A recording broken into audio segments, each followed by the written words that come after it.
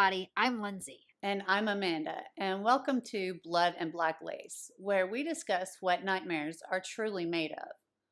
Speaking of nightmares, Amanda, tonight we're talking to our listeners about Elbow Road in Virginia Beach, Virginia. That's right, one of the many ghost stories and urban legends that shrouds Virginia Beach in mystery and secrecy. During the day, Virginia Beach is a beachfront tourist spot, but at night, it can become a hotbed of paranormal activity and frightful encounters. You mean besides the nightclubs of Virginia Beach, right? Precisely. Though I've had some frightful encounters of my own in some of those nightclubs, but that's the subject of another podcast. Or a Dateline show. You said it, I didn't. Anyways, having lived in Virginia Beach myself for a few years, I thought what better way to introduce this podcast than to talk about a haunting that I've personally been to. So you've been down Elbow Road on purpose? I have, but I was young, stupid, and like an idiot, I drove down it alone. Is it as dangerous as they say? Extremely. You know, since 2012, there's been 45 deadly car crashes on this road alone, which doesn't seem too bad for a normal road. But Elbow Road is not just any normal road. It's an extremely curvy road with no shoulders on either side and hardly any streetlights. So, are you going to tell them about the first ghost, or should I? Well, the first ghost of Elbow Road is Mrs. Wobble. Which I realize spells elbow backwards. Perhaps that's what gave the road its name. Anyways, Mrs. Wobble was an elderly woman who lived in a house that was along one of the bends in the road. One day, neighbors became concerned when they hadn't seen her, so they called the police. When the police got to her home, they found broken glass at her back door. Upon entering the house, they found her dinner still sitting on the kitchen table, cold. Not finding her downstairs, they proceeded upstairs, which they found to be a bloody mess that looked like, and I quote, a butcher shop, as if someone had been torn apart in there. This is where the story gets weirder. The police actually never found the body. Those car crashes that Lindsay mentioned earlier are said to have happened in the exact curve of the road where Mrs. Wobble's house stood before it was torn down. People also claim to see lights from the house at the edge of the woods. But upon investigation, they discover the house has disappeared. So my question is it Mrs. Wobble and the startling sight of seeing her bloodied that makes the driver crash? Or is it something much more sinister? The next ghost is unfortunately that of a little girl who, while fishing with her dad, fell into the lake that's adjacent to the road and drowned. She will make her presence known if you stop your car on Elbow Road at night, midnight to be precise. If you sit on the hood of your car, legend has it, you will see the young girl's wet footprints making their way towards you. Actually, I was reading a book the other day in preparation for this podcast and thought about you, Amanda. It was the Big Book of Virginia Ghost Stories, and they actually talk about Elbow Road in there. There was a story in there about a girl who lived on Elbow Road, and late one night, there was a frantic knock at the front door of her parents' house. Nothing ever good comes from someone knocking at your front door late at night. Right? Well, when they answered the door, standing there was a young girl who was wet, muddy, and bleeding, her clothes torn. They rushed her inside the house, where they wrapped her in a blanket. Once she was calmed down, she told them her story. According to this girl, she worked at a convenience store nearby, and after her shift was over that evening, she accepted a ride home from a male customer. She explained that as they drove down the darkened Elbow Road, the man pulled his car off of the road and parked near the lake in a very isolated spot. It was at this point that the man attempted to assault the young girl. Well, the girl jumped out of the car, terrified, of course, and in an attempt to get away, the girl jumped into the lake and caught her feet on some debris that was at the bottom of the lake. The young girl began screaming. Obviously, the man didn't want to be exposed for trying to assault the girl, so he took off. Suddenly, a hand reached out of nowhere and helped the girl climb out of the lake. Obviously, the girl didn't stop to think where this help had come from. She just ran to the nearest home for help. My question is, who the hell helped her? Should I tell them about the third specter of Elbow Road? Go for it. Our final Elbow Road ghost is the Phantom Jogger.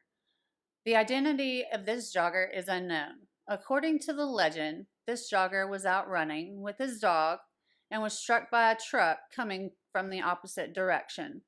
The truck didn't stop. A witness who saw the accident called the police, but the driver of the truck, who was never caught, leaving the jogger to jog down Elbow Road for all of eternity. What about the dog?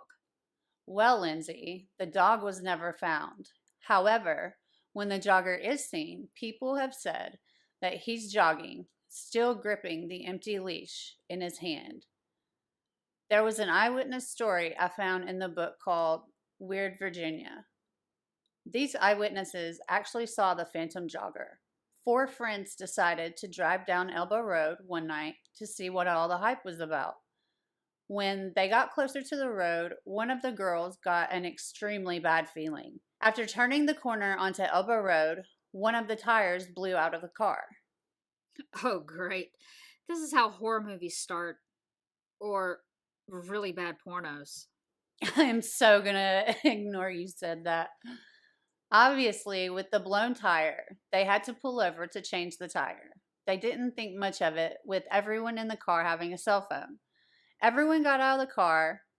One of the guys changed the tire, while the other 3 kept an eye out to make sure nothing happened. Well, according to the story I read, while they were all standing there, one of the friends pointed down the road, a horrified look on his face. The friends all turned and looked into the direction of which the friend was pointing. Creepily, they saw a man jogging towards them. As they stood in horror, they watched the man jog by, calling out to his dog. As he passed them, he vanished into thin air. Well, they hurried up and finished changing the tire, got back into their car, and drove off into the direction in which the jogger ran. They never did see the jogger again, nor did any of their friends believe them when they told them the story. So my question, and I would love to know the answer to, and I couldn't find this researching, is Mrs. Wobble a residual haunting, or is she a intelligent haunting? Does she know she's dead and is, seeking revenge, or is she what I was telling. Yeah. or is she just going through the motions of, how she lived? Because when she lived, she obviously walked up to her house. She lived on that road, so she was obviously, walking down that road. So my question is she residual or is she intelligent? My experience there, I didn't obviously see anything because, they talk about how if you see Mrs. Wobble, you crash your car and you die. Obviously, I didn't see her because I probably wouldn't be here today talking about it. But I will say when I drove down there, it was probably, I'm thinking like 7 or 8 years ago. And it was so dark and it was so creepy.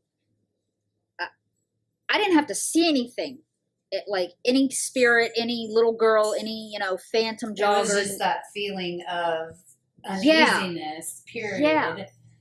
And I think that's where a lot of ghost stories come from, is the fact that, people, they just get an eerie feeling in a place that's not even haunted. It's just, they just get an eerie feeling and they automatically, tell somebody, oh, I had this eerie feeling down here. And it's like the game telephone. You tell one person, and as you tell people, the story always is changing. The story is always evolving. Exactly. And it's fascinating because I couldn't even find any record of Mrs. Wobble. I couldn't find a record of her house. I couldn't find a record of Mrs. Wobble. So did she exist? Is she a figment of somebody's imagination because they think they saw her? And maybe they saw somebody else. Maybe they actually saw a person a real person who was getting away from a bad situation, and it just startled them and made them crash. And as time went on, stuff just happened. The phantom jogger I could see, because there's eyewitnesses that have seen the phantom jogger and can testify to it.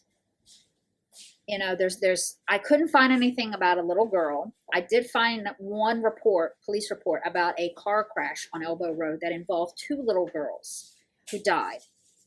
But the legend only involves one little girl, and then she drowned. So I don't know if maybe the car crash story evolved into the little girl drowning while she was with her father. Who knows? I don't think we'll ever know. And I don't think that any land is pre-cursed. So listeners, if you've heard about Elbow Road and have a different legend, or you can give us more details on the legends mentioned in this episode, we want to hear your stories. And always, friends, we're wishing you unpleasant dreams. I'm Amanda. And I'm Lindsay. And we will catch you next time when we discuss the Bell Witch in Tennessee on Blood and Black Lace.